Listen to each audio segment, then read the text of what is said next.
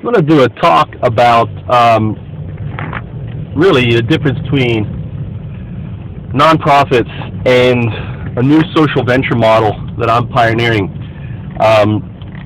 that basically takes an ordinary C Corp, an ordinary for-profit company, and instead of using corporate structure to make a few people extremely wealthy, think Halliburton, Lockheed Martin, General Dynamics, all these, these are all privately owned companies. Some are publicly owned, and really the profits and everything go to very few, very high salaries and everything else. Now, Halliburton's another good example. Halliburton basically did all the logistics supplies during the Iraq War. They made hundreds of millions of dollars in providing these services, and but they are not social ventures in the sense that they didn't take their profits and churn them into being good, right? I think for the most part corporations are evil, right? I think anybody when I use body that basically has closed and secret meetings, have their own personal agendas, and for the benefits of a few, and not the majority, is evil. Okay, I think if you impose your will on others and take advantage of others, right, for the rights of a few, that act is evil. Period. So, a social venture, the difference between a social venture. Now, nonprofits are social ventures, but even nonprofits, in my mind, are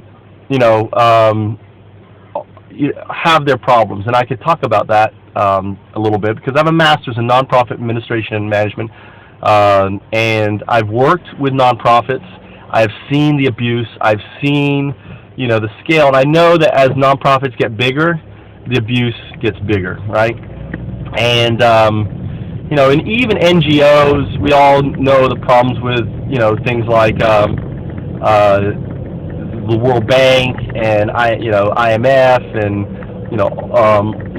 even UNESCO and everything else, and how basically for the most part in all these kinds of ventures there are a few that benefit over the misery of the masses. Now, what a social venture is it flips these things around in the sense that what it focuses is being completely 100% open in the regards to providing money in, money out, transactional station, making all meetings, unless there is unless the meeting is dealing with a proprietary nature, some sort of patent or some sort of, and that's really the only excuse for a meeting to be private. So all, so there's something that we refer to as blue sky laws, which for nonprofits means all their documents are open. In reality, they're not. Try to get minutes from an example. Try to get minutes from the last Blue Cross or Red Cross board meeting.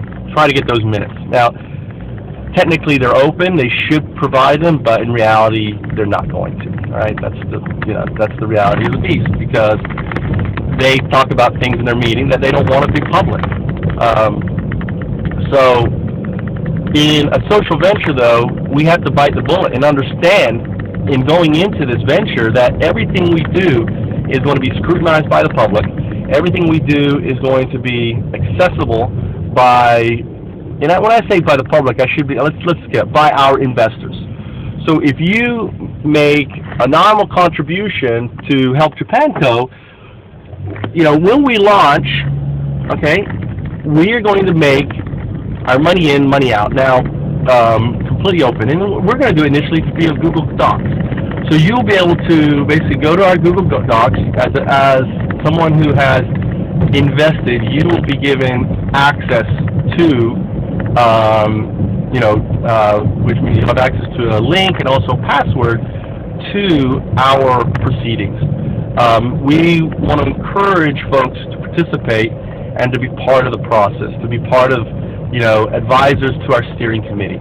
As someone who has invested we want you, even if it's a $25 contribution, we want you to be involved.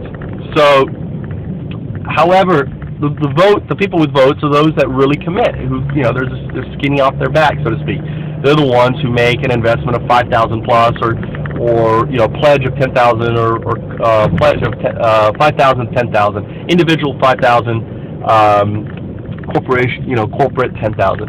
And our guideline for them is really just 0.1% of their gross income as either an individual or corporation. So, example, PCN Strategies is like a $7.5 million company, and ultimately, they're made a pledge of $10,000. So if I round up, then that's really a 0.1% contribution. If you're 10 million company, then it would be at 10,000. If you are 20 million, it would be whatever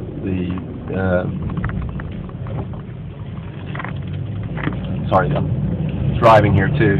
If you were 20 million, it would be 20,000. So as an individual, 0.1%, and it may even be, ideally we want folks to pledge 5,000, but ultimately we're looking for folks to basically invest 0.1% or contribute from 0.1% of their annual income. So that's the gist. So whatever you make, just multiply that by 0.1%, and then you've got your contribution amount that you should make to help Japan Go. Now, let me talk about nonprofits. I was Strategic Development Director for National Community Development Services, who specializes in doing strategic campaigns for very large, MPOs, and they've raised in a 30-year period over $1 billion. Okay, $1 billion using a strategic campaign method. Now I'm applying the strategic campaign method, and I'm actually modifying it into what I'm calling, a public strategy. So you looking at this video, in a way, is taking part in this experiment. And what what I have found and what I've experienced, and let me take an example of one of the campaigns I raised $3 million for, the Harrisburg Regional Chamber. Now this is how the process works. They wanted to raise money. Well, this money really, even though they said it was earmarked for building new jobs, really was intrinsic to running their organization, right? They needed to raise money. And see, this is a Chamber of Commerce. Nonprofits are the same way. They need natural disasters in order to raise money to keep their organization going. I mean, it's a reality. They need pain. Now, regardless of the pain, they are doing good. Don't get me wrong. Nonprofits do good. I think economic development corporations do good in the long run. However, there's a lot of waste and abuse and what I call white elephants in the process. Because you're dealing with large teams, boards of directors, having to make decisions. They're slow to react, and ultimately, because of all this, there's tremendous waste and there's potential abuse, and I've seen abuse. When I was, when I did my residency in a $7 million nonprofit, it was staggering the amount of abuse and the inability for organizations to do the right thing because their hands were tied because executive directors or whatever really don't have the flexibility to move and to do what they need to do without a whole process of checks and balances. So what we're going to be doing is really operating as a lean startup, okay? Lean ventures. We're dealing with small teams going into the communities that have been affected by the crisis, identifying problems and quickly turning them around into solutions and actualizing them for their community. They need solutions now. They don't need solutions later. They don't need solutions a year from now. They need them now.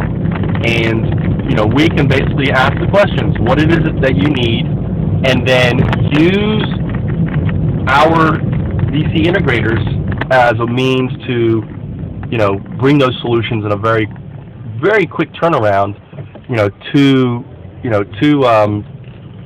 the communities, right? So it's pretty simple. I kind of rambled here, but the talk was supposedly about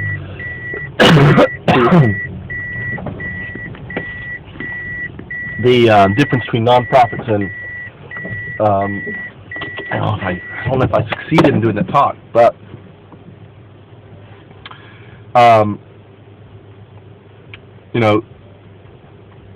in really summarizing, nonprofits are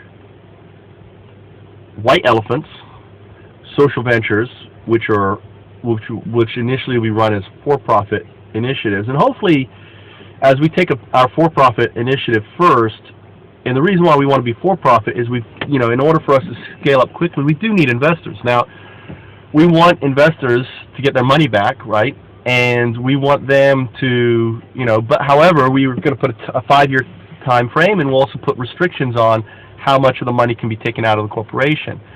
So, we're looking for really investors that have a social mindfulness, right? Social mindfulness, who see the value of an initiative like Help Japan Co. and willing to take a 5 or 10 year period to get their return, from them back. It's that simple.